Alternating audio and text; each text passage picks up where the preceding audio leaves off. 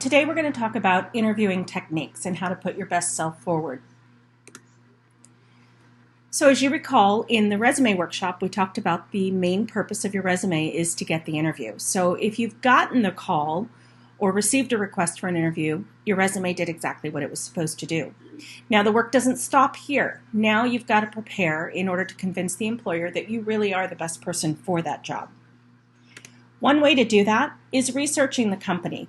You can go online, you've got a ton of information at your fingertips. Become knowledgeable about your company's products, the service, company philosophy, if possible, and I know that that's difficult right now, but visit the company. So if it's Starbucks you're applying for, go into the store.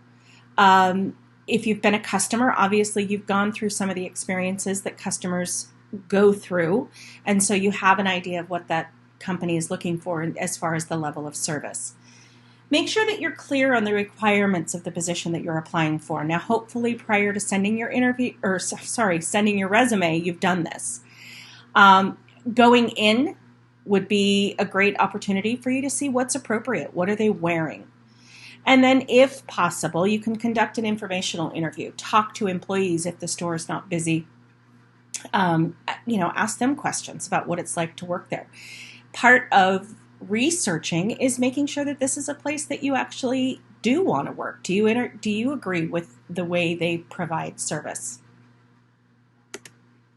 You want to make sure that you look like a professional. So when you go in for the interview, you want to dress the part. And this doesn't mean that you have to wear a suit and tie. What it does mean is that you should be aware of the types of dress requirements on the job, and then maybe just dress a step above that. So here's some couple of examples for guys. These two middle pictures here are probably your best bets. Collared shirt. Jeans are fine for most interviews. You do want to make sure that they're dark colored and that they don't have any holes or rips. Even if you're applying for work at a store that sells those types of jeans, which most of them do now, you still don't want to go to the interview with holes in your jeans. Tennis shoes typically are fine. Just make sure that they're clean. They're a neutral color. You don't want anything too bright that's going to, again, detract, as we talked about in the resume workshop. You don't want it to detract from you and what you're doing.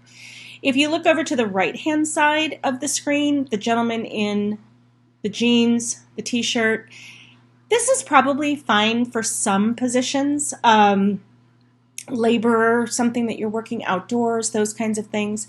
But for the most part, I would try to stick to a colored shirt if at all possible. If you can't and you need to wear a t-shirt because that's all you have, then what I would do is just make sure that you don't have any graphics on that t-shirt. The gentleman in the suit, obviously that may be for a job that you're applying for down the road, but most of the types of positions you'd apply for today don't require that. All right, girls, kind of same general guidelines. Jeans are okay. You do want to avoid anything with holes, rips, anything that looks distressed. Stay to your darker colors. For tops, a collared blouse is fine. Sweater is fine. Again, you don't have to get too dressy. Look at what the normal dress for that type of position is and just go just a step above that. Some things to avoid. Clothes that are too big. So if you look at the young man in the suit, it's too big. It doesn't fit. You want to make sure that the clothes you're wearing do fit. The other guy, well, we know that there's all kinds of wrong there. But again, there are job sites, something like Hot Topic, that might be appropriate, but I still wouldn't dress like that for an interview. Guys, avoid your pants sagging. Nobody wants to see that. You want to make sure that you're avoiding that. Get a belt. Wear a belt if you need to. Shorts, never a reason that you should wear shorts on an interview. The only time I might say that that's okay is if you were applying for a lifeguard type position. Avoid popping up your collar. Don't wear sunglasses. No flip-flops ever. You always want to make sure you have closed-toed shoes. Again, tennis shoes are fine. Just make sure that they're a neutral color, that they're clean. Save your best tennis shoes, I guess, for the interview. Girls, avoid mini skirts, anything too low cut. When does the interview begin? So it really starts the minute you arrive on the premises. So even in the parking lot, you don't know who's watching. And so you want to make sure that you are being the most professional that you can. This applies to positions in the mall too. So if you're out in the mall, but not necessarily at the store that you're applying for a job in, you still can be seen and people will notice if you're behaving appropriately or not. You want to be professional the entire time. Make sure you're kind and polite to your gatekeepers. And gatekeepers are typically your receptionist, the person that greets you at the door, another sales employee, something like that. You always want to make sure that you're polite to them and understand that they're watching you too. Often at times of the manager's asking them to keep an eye on you. What is considered on time? Typically 10 to 15 minutes early. I wouldn't go any more than 15 minutes early. That's putting undue pressure on the interviewer if you're too early. If you do arrive too early, just wait in the car. That's fine. But you do want to give yourself enough time to be there in case they want you to fill out a job application or some paperwork of some kind. So 10 minutes is a great rule of thumb. 10 to 15 is fine. When you're trying to make that best first impression, 80% of your interview success is going to depend on your packaging and your responsiveness. And when I say packaging, this is the neatness of your application. Is it free of errors? How does your resume look? Are you dressed appropriately for the job you're applying for? Responsiveness is how you act and how you respond to the interview questions. How's your body language, your facial expressions, those kinds of things. When you're opening that interview, you want to make sure, obviously, you're being courteous and respectful. Smile and make eye contact with the person. Address the interviewer by last name unless they've asked you to do otherwise. So you always want to assume that the person who's interviewing you, even if they're only a few years older, want to be referred to as Mr. or Ms. You're going to introduce yourself, identify the position that you're applying for. In most circumstances, I would say shake their hand firmly and confidently. I think in today's day and age with the COVID-19 and all of this scariness going on, obviously right now would not be a time that you'd want to shake somebody's hand. In fact, even 6 months from now, people may still be leery of that. So I might wait for the person to extend their hand to you. When you go into the office or the room where you're interviewing, typically you're going to want to wait for an invitation to be seated. In most cases, somebody's going to say, go ahead and have a seat or something like that. If they don't and they just sit down, go ahead and just have a seat in the empty chair. That's fine. You don't want it to be awkward. Turn your cell phone off before going into the interview, and it's not enough to have it on vibrate. We still hear it. And you still hear it, and it's going to be distracting no matter who it is. I was actually talking to an employer at one point that said, even if he hears it buzzing in somebody's purse or pocket, he's immediately thinking, this person's phone is getting blown up in this interview. What's going to happen when they're on the job? So the easiest thing to do is just to turn it off completely. Leave it in the car, even better, so then it's not seen.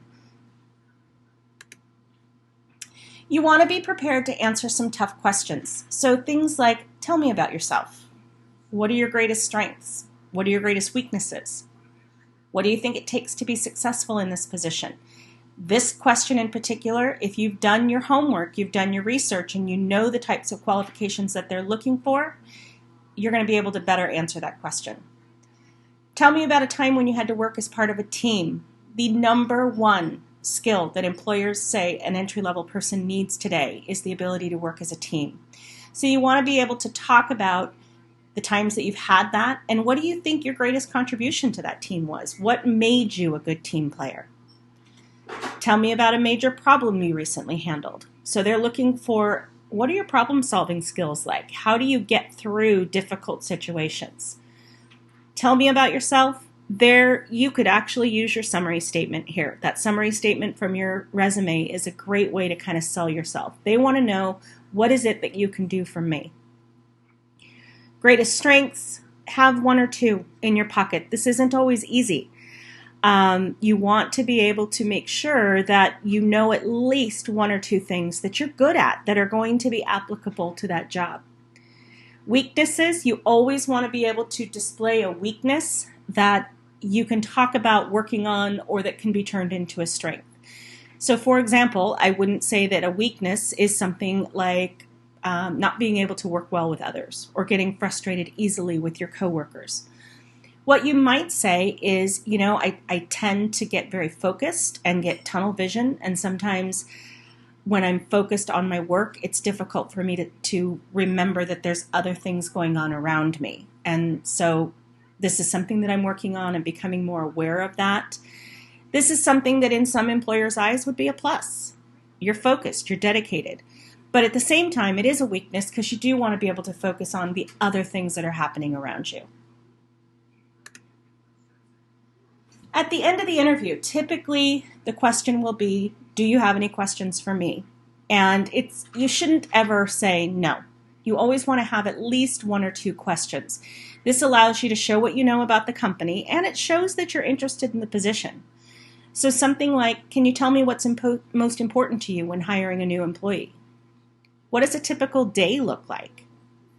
What do you think it takes to be successful in this position? How soon do you plan on making a hiring decision? This is a great one to reiterate your interest in the position. How soon do you plan on making a hiring decision? Well, we're hoping to have all of our interviews done by Friday. My response to that would be, great. Do you mind if I follow up with you on Monday? And then you want to make sure that you do that. Don't wait until Tuesday to follow up. You want to make sure that you've done exactly what you say you're going to do. After your interview, one of the key things that can really make you stand out is sending a thank you email. And you want to do this approximately 12 to 24 hours after your interview. The reason for this is that oftentimes when interviews are happening, they're interviewing several people in a day. So you maybe were the first one that morning. Well, if you send a thank you email the next morning, now your name has popped right back into the forefront of their mind. And thank you emails is something that at least 66 to 75% of people will not do. So if you're that person, that's going to give you a leg up over somebody who didn't. If you don't hear anything, again, hopefully you've asked them. Feel free to call or email them. You want to make sure that you're not doing this too soon. So again, if they said that they were going to make a decision by Friday, I would probably wait until Monday to do some sort of follow-up. But again, it'll help you show that you're interested in that position. So let's see an example of some bad job interviews. There's no jobs for manager, it's just for counter. Good. I'm looking for the least possible amount of responsibility.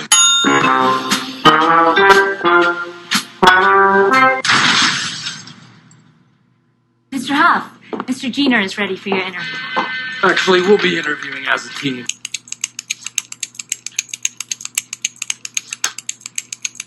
We're all in this together, and I wanted to put across the general idea rather than the details. Like, people get all hung up on details. Like, which school did I go to? How many O grades did I get? Could be like 6, could be none. It's not important. What is important is that I am, yes? Do you have any special skills? Oh, yes. I do. I do voices. What are your skills, girls? Oh, we can dance. You mean like dancing? We're really good dancers. Yes! We've come to this planet looking for intelligent life. Oops, we made a mistake. We're happy to be in America. Don't ask for a green card. I want you in the worst way. Mr. Matsumoto. Martha, can I call you Martha? No, you may not. Okay. Human resources lady. No, it's Pam. I'm sorry. Well, Pan. No, my name is Pam. Are you saying Pan or Pam? I'm saying Pam. Yeah, I'm sorry. Who's this gentleman sitting behind you? Hello, Ms. Lady. I have fast food experience. Yeah, like 20 years ago. Do you have any experience? No, sir, I have no experience, but I'm a big fan of money. I like it.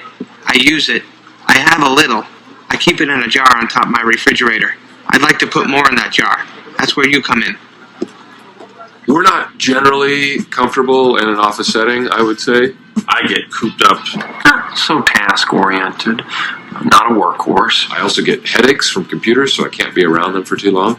I take stuff. If you're looking for a Clydesdale, I'm probably not your man. We're slow learners, and we're not particularly good listeners. That'll be a huge problem. We're also slow learners. What's your policy on Columbus Day? We work. Really? The guy discovered the new world. Nobody in this town works without a retainer, guys. You think you can find somebody who does? We tell you have my blessing. But I think we all know that person's not going to represent you as well as I can. Will, our offer is $84,000 a year. Retainer. Let's do this. You guys are hired. You're in, unless you're like the weirdest guys ever and I don't see it. Great. I thank you for your time. Actually, sir, I really need this job to impress a girl. Will you leave now, please? Please leave this office. We're done with this interview. Do we get any sort of souvenir? Get out of my office! Hey, we tried, right? Thanks a lot. Yeah. My resume.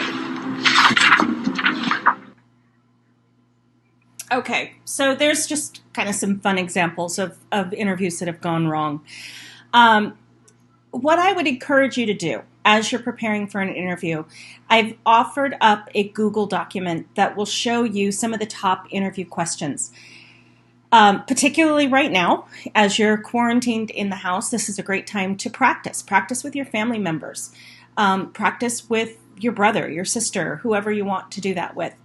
But get yourself comfortable answering those tough questions, like tell me about yourself. Practice in the mirror if you need to. Interviews are nerve-wracking. It doesn't matter how much experience you have. Even the most experienced person will feel some nervousness when they go in for an interview. So the better prepared you are, the more confident that you're going to be. So it's an opportunity to really calm those nerves. If you have any questions, feel free to reach out to me. Again, my name is Angela Higdon.